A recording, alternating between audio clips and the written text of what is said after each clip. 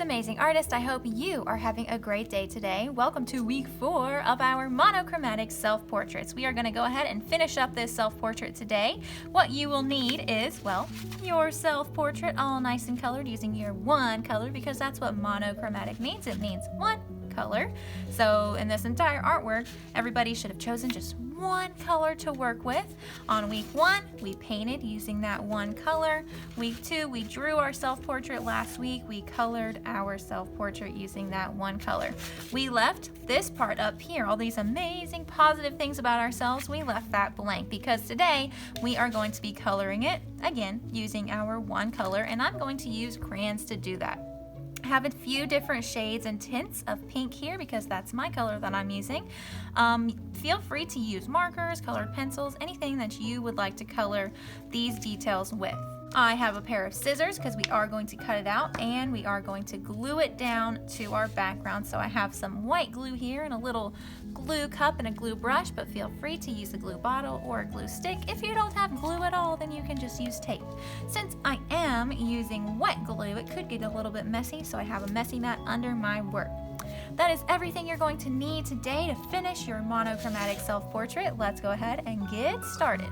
Okay, so the first thing I'm going to do is I'm going to color these little details up here using my tints and shades of pink. Let's say that you chose green for your main color and you have a crayon called blue-green. You can still use that to color these sections up here. Even though it has blue in the name, it's still technically a green color, so you can use that.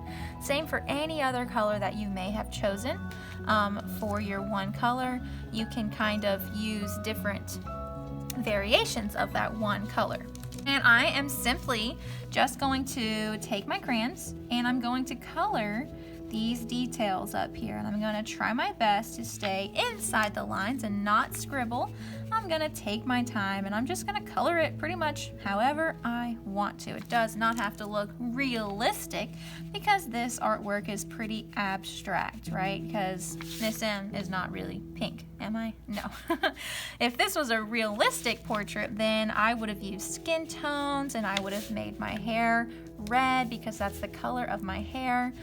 This is abstract, so we are using and changing colors of different things. So, you know, clouds up here on this rainbow are not usually pink, but I'm going to color it pink anyways because that's my one color. So I'm going to actually speed this part up because I think we are experts at coloring, and then I'll be right back to show you what the next step is.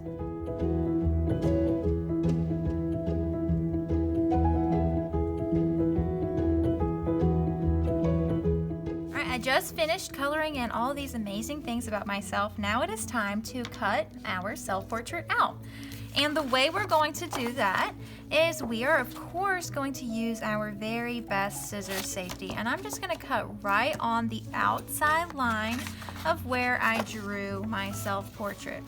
Now when we're cutting, we need to be extra careful because we have worked super duper hard on this self-portrait, and cutting could kind of make it a little messy if we don't take our time. And so far I know you guys have been taking your time very well, so just continue taking your time and using your best craftsmanship when cutting out your self-portrait. Go as slow as you need to make sure that 1, you're using your best craftsmanship, and 2, that you are being safe, because scissors can also be pretty dangerous if you're not using them correctly. So while you're cutting, make sure your scissors and the blade are actually facing away from your body. Your scissors should never ever be facing towards your body. This hurts my arm a lot. So we always want to rotate our scissors and make sure your thumb is on the top and your fingers are on the bottom. So your thumb on top, fingers on bottom, blade is facing away from you, and this hand that's not cutting, I like to call him my lazy hand. He is going to be holding my paper and actually showing my scissors where to cut. So this hand, my lazy hand, is rotating my paper and showing my scissors where to cut. My scissors are not moving around these lines. My scissors are actually staying in the same place. They're just opening and closing as I rotate this paper with my lazy hand. Now, right here, it's a pretty skinny little line that is hanging on by a thread. So if it comes off, that's totally fine. And actually, I'm just gonna go ahead and take mine off. That's perfectly fine. I can glue it back in place in a minute.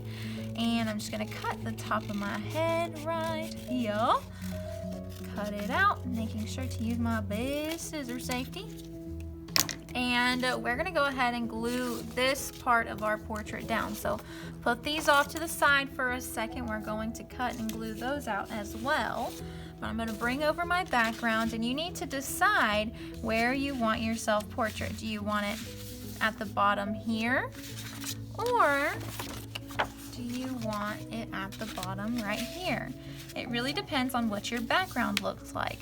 So for me, I really like this spot where a puddle dried on my paper. So I think I'm gonna rotate my paper like this so that whenever I glue my portrait down, I can still see that really cool shape that happened in my painting.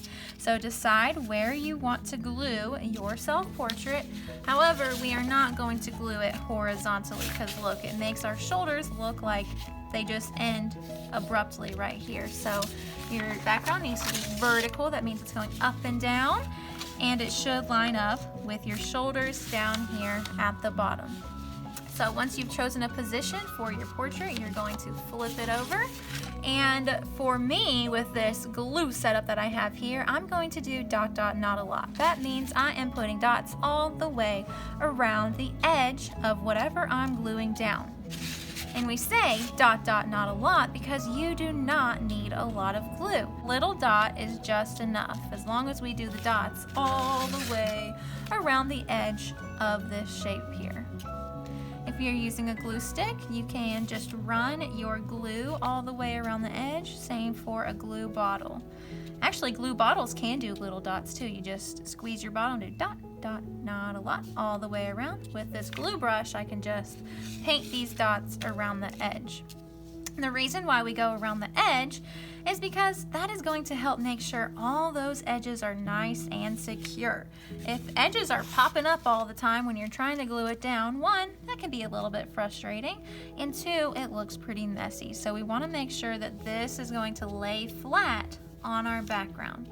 And I'm not even going to put glue in the middle because we simply do not need it in the middle. As long as we have glue all the way around the edge, then we should be good to go. So I've done my little dots all the way around the edge of this. I'm going to push my glue over to the side, bring my background over, and I'm going to line up the bottom of my portrait with the bottom of my background.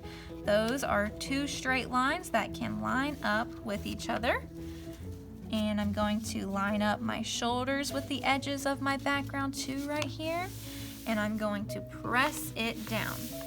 Now, since I painted on my self-portrait and my background, it's a little bit wrinkly. So I'm going to have to hold it down on the edges and kind of massage it out. And I do have some glue that is squishing out from under the sides, but I can just use my fingers and wipe that away. And I have a little bit of edges coming up down here, so I'm just going to hold them down. And sometimes you might need to count to 10 to make sure it's really nice and secure. So I'm going to go ahead and do that.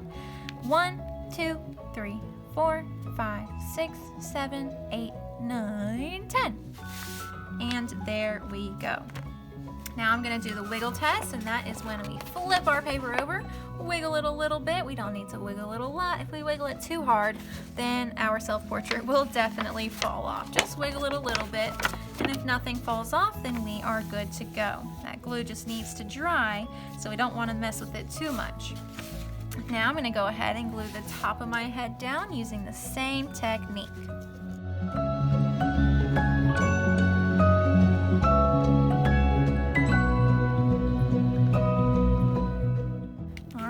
Wiggle test, make sure that is glued down, and it is nice and glued down. So now I can go ahead and cut out all these details about myself that we just colored a second ago, and we are going to cut them out individually. So you don't have to go exactly on the line because I know these are some pretty small details, so I'm going to leave some white space around them when I cut them out. And that will also help for these details to not get lost inside of our background. So as you can see, I left some white space around the edges because these are too small to try and get all those little details with your scissors. So just leave a little bit of white space. It'll make it a lot easier for you when you do your cutting. And anytime you cut something out, you're gonna wanna go ahead and glue it down just in case so that we don't lose it, okay? So when you cut one of these details out, go ahead and glue it down. So you're gonna be alternating between cutting, then gluing, cutting, then gluing, cutting, then gluing. And you can position these anywhere you want them, right up here in this section of our paper, okay? Even for these words, I'm just going to cut around the words, leaving some white space around them because it's going to be almost impossible to cut out every single letter. So I just cut out the whole word and I left some white space around it, and then once I cut something out, I'm going to go ahead and glue it down. And some of these pieces might be pretty small, so you won't need a lot of dots of glue, but still do your dot, dot, not a lot. And where do I want to position this one? I think I'll put it right here. Hold it down. I have some glue squishing out from underneath, so if that happens, just wipe it away with your finger. And if your fingers are sticky, you can actually rub them together and that glue will dry pretty quickly. I drew some lines and some hearts to kind of fill up that space. So these are very small details, so we need to be extra careful when we cut these out. But I'm still going to use them because that's going to help fill up this space a little bit more. And you have to be super, super duper careful around the teeny tiny pieces, okay? And go ahead and glue those down when you cut them out as well. So I'm gonna go ahead, cut out all these details, and after I cut one detail out, I need to go ahead and glue it down. Cut, glue down, cut, glue down. And once you have cut out all your details and glued them to the top of your paper, then you will be done. I'm gonna go ahead and speed this part up because I think you guys are catching on, and then I'll be right back to show you what my portrait looks like.